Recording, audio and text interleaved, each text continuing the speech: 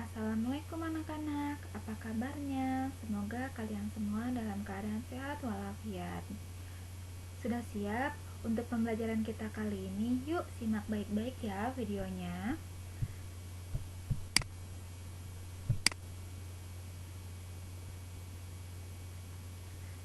Kali ini kita akan membahas tentang unsur kebahasan surat lamaran pekerjaan. Karena surat lamaran pekerjaan bentuknya adalah surat pribadi setengah resmi, maka bahasa yang digunakannya harus menggunakan bahasa yang resmi, sehingga memiliki ketentuan unsur-unsur kebahasan dalam surat lamaran pekerjaan. Yang pertama, menggunakan bentuk surat yang standar, menggunakan bahasa yang baik dan benar, menggunakan kata pengantar yang jelas, singkat, padat, informatif, dan tepat sasaran, tulisan bersih, mudah dibaca, dan sesuai dengan kaidah ejaan, melengkapi bagian-bagian surat dengan norma bahasa surat, seperti penulisan unsur perihal, tempat atau tanggal, alamat, salam pembuka, isi surat, salam penutup, dan tanda tangan, serta nama jelas.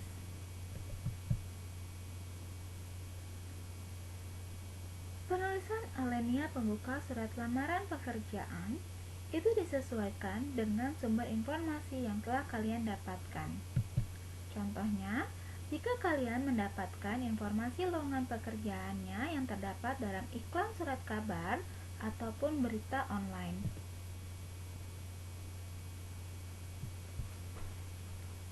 Jika mendapatkan informasi dari seseorang,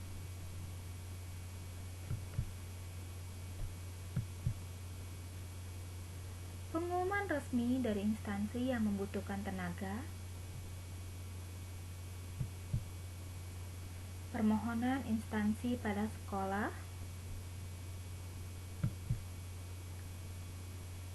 inisiatif sendiri.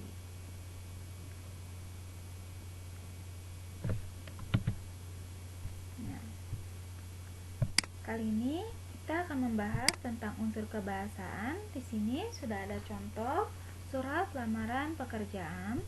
Nah, dengan cara ditik. Di sini menggunakan kertas HPS dengan ukuran A4. Kemudian menggunakan huruf Times New Roman dengan ukuran 12.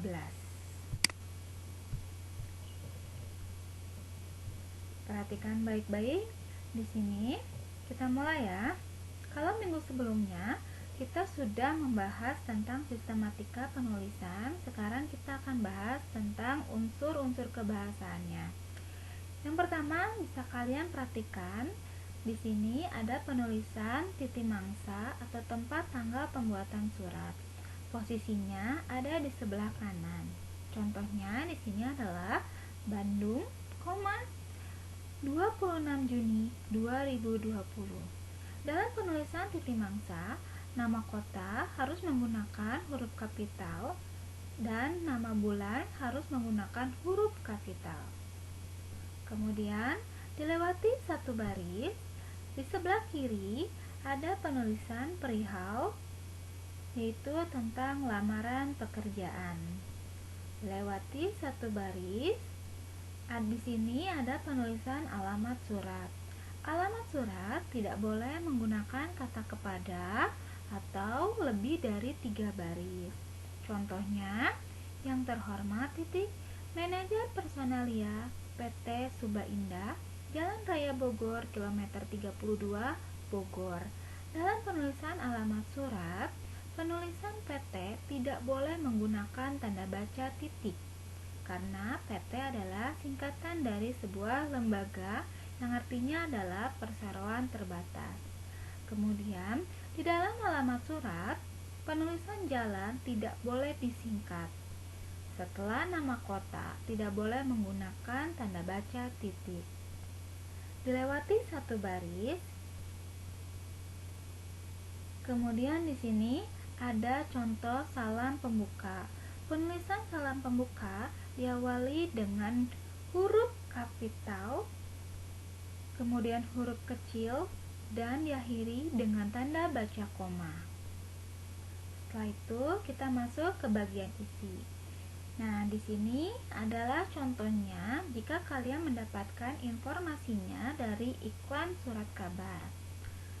Setelah membaca iklan yang dimuat di harian Pikiran Rakyat, nah, penulisan Pikiran Rakyat karena ini adalah surat kabar, maka harus menggunakan huruf miring.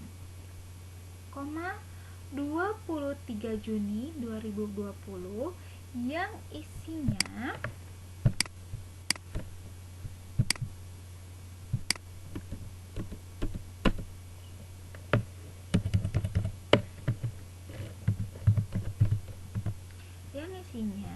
menyatakan bahwa perusahaan yang Bapak Ibu pimpin memerlukan tenaga kerja dalam bidang otomotif, saya yang bertanda tangan di bawah ini. Nah, perhatikan, kita di sini akan menggunakan kata sapaan Bapak atau Ibu. Maka cara penulisannya itu harus menggunakan huruf kapital.